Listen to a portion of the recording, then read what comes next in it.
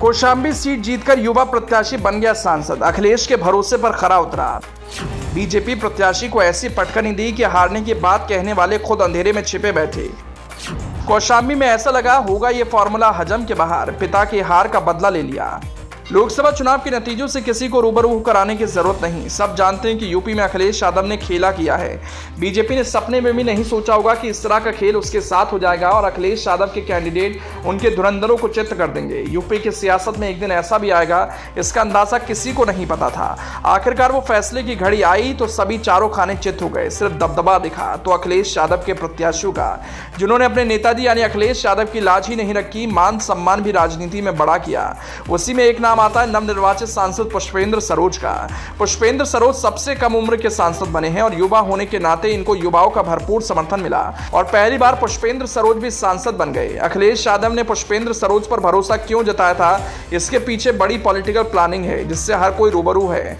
अखिलेश यादव इस चुनाव में काफी ज्यादा एक्टिव थे, ये पूरी यूपी जानती है। तो पुष्पेंद्र सरोज भी अपने पिता की हार का बदले के लिए चुनावी ताल ठोक चुके थे और जब इतिहास लिखा जाता है तो पन्ने पलटे नहीं जाते, उसी पन्ने पर इतिहास मार्क कर दिया जाता है।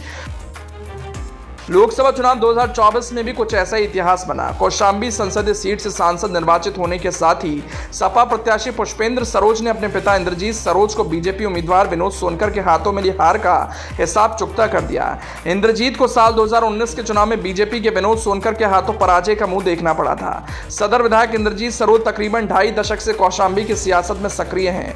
मंजनपुर विधानसभा से बसपा के टिकट पर लगातार 4 बार विधायक चुने जाने के बाद साल 2017 के चुनाव में उन्हें बीजेपी प्रत्याशी लाल बहादुर के हाथों पराजय का मुंह देखना पड़ा।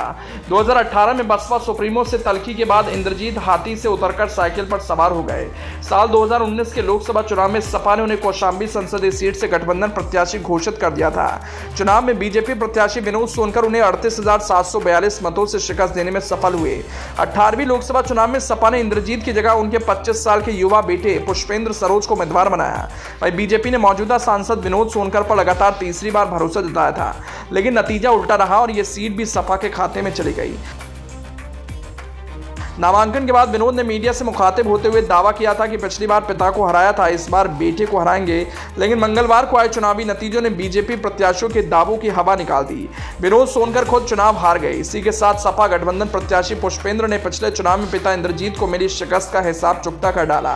राजनीति में हिसाब किताब बराबर होता रहता है, लेकिन यह चुनाव अखिलेश यादव के लिए काफी अहम था क्योंकि इस चुनाव में अखिलेश के दांव पे चल रहे थे। अखिलेश यादव के भरोसे पर पुष्पेंद्र को भी खरा उतरना था, लिहाजा पुष्पेंद्र सरोज ने अपनी सियासी बिसात पिता की छत्रछाया में बिछाई और अखिलेश के भरोसे को जीतकर बीजेपी प्रत्याशी को हरा डाला।